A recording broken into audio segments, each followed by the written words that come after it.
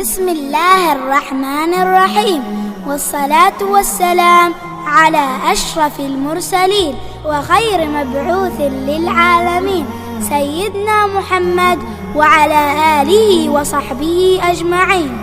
مرحبا بكم أعزائنا المستمعين. قصتنا اليوم جميلة واجد ومشوقة ومفيدة، وهي عن سيدنا يعقوب عليه السلام بن سيدنا إسحاق بن سيدنا إبراهيم عليهما السلام. لما وصل عمر سيدنا إسحاق 40 سنة تزوج، وكان أبو سيدنا إبراهيم بعده يعيش، ولكن زوجته كانت عاقر ما تجيب أولاد، فدعا الله سبحانه وتعالى يرزقها أولاد. استجاب الله دعاءه وحملت زوجته وجابت توأم ولدين. الأول اسمه عيسى بس العرب يسموه العيس، والثاني اسمه يعقوب. كان سيدنا إسحاق يحب العيس أكثر من يعقوب، وزوجته تحب يعقوب أكثر من العيس، وكان العيس يحقد على سيدنا يعقوب ويغار منه. في يوم من الأيام تنازع العيس مع سيدنا يعقوب وهدده بالقتل، ولما عرفت الأم خافت على سيدنا يعقوب وقالت حال سيدنا إسحاق خلي يعقوب يسافر بعيد عند خاله لابان، وكان خاله يسكن في حران في العراق. سمع سيدنا يعقوب النصيحة وسافر إلين يهدأ غضب أخوه. وفي الطريق ظلم عليه المكان وغابت الشمس وصار ليل، عشان كذاك توقف ونام. وشاف سيدنا يعقوب في نومه معراج كما السلم أو الدرج، والملائكة تطلع وتنزل منه، وهذا المعراج ممتد من السماء إلى الأرض. فنهض هو يحس بالسعادة، عاهد الله بأنه لو رجع بلاده وهو بخير وعافية يبني معبد ويسميه بيت إيل، يعني بيت الله، وحاليا هو مكان المسجد الأقصى في فلسطين. بعدين وصل سيدنا يعقوب بلاد خاله، وكان عند خاله بنتين، الكبيرة اسمها ليا والصغيرة اسمها راحيل. وكانت راحيل جميلة فخطبها من خاله، وافق خاله، ولكن شرط عليه يرعى عند الغنم 7 سنين وبعدين يزوجه. ومرت سنين وخلصن ال7، سوى خاله وليمة كبيرة وعزم الناس، ولكن مو تتوقعوا صار زوجه بنته الكبيرة ليا. وكان الوقت ليل، ولما كشف سيدنا يعقوب الخدعة عصب وراح عند خاله وقال له ليش زوجتني الكبيرة؟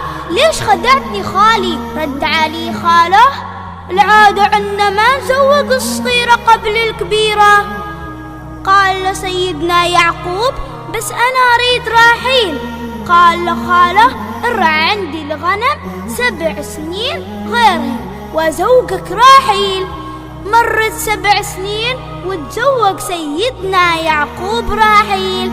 وكان ذاك الزمان يستوي يتزوج الشخص الواحد أخوات، وأهدى خاله حال كل واحدة من بناته قارية تخدمها، ولكن أعطت راحيل قاريتها حال سيدنا يعقوب عشان تكون زوجة ثالثة حاله.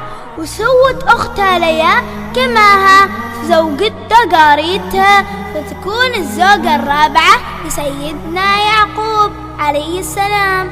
ورزق الله تعالى أولاد منهم ب4، وصل عددهم 12 ولد ما شاء الله، منهم سيدنا يوسف عليه السلام وبنيامين من زوجته راحيل. وبعد 20 سنة رجع سيدنا يعقوب بلاده ومع زوجاته وأولاده وإبل وغنام كثيرة، وكان خايف من غضب أخوه ودعا الله تعالى يحميه ويخلصه من شره، وكان شال معه هدايا إبل وغنام حال أخوه. فإيش تتوقعوا صار لما التقيوا؟ حصل أخوه جاي يستقبله ومع 400 رجال، وبسرعة ركض حال سيدنا يعقوب وقام يحضنه ويلفه ويبكي. تعرفوا ليش؟ لأنه مشتاق لنا وندمان على أبو فات. وعاش سيدنا يعقوب حياة سعيدة إلين جا اليوم اللي حزنوه فيه أولاده وبكيوه سنين طويلة، يوم شلوا عنه أحب واحد في قلبه. عرفتوا من هو؟ هو سيدنا يوسف عليه السلام، ورجعت له السعادة بعد سنين طويلة وغاب فيها سيدنا يوسف عليه السلام. والتفاصيل في هذا الموضوع هتسمعوها في القصة الجاية إن شاء الله. مات سيدنا يعقوب وقلبه مرتاح ومطمن على أولاده، فقبل عن يموت جمعهم وسألهم: ما تعبدون من بعدي؟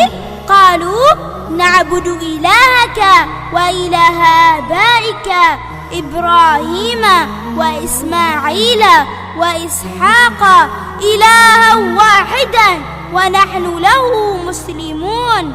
وهنا وصلنا لنهاية قصتنا اليوم. وسؤال حلقتنا اليوم: ما اسم زوجة النبي يعقوب عليه السلام الثانية؟ شكرا لاستماعكم، والسلام عليكم ورحمة الله وبركاته. كانت معكم في تقديم القصة العصفورة رند بنت أحمد بن حمد الخصيبية.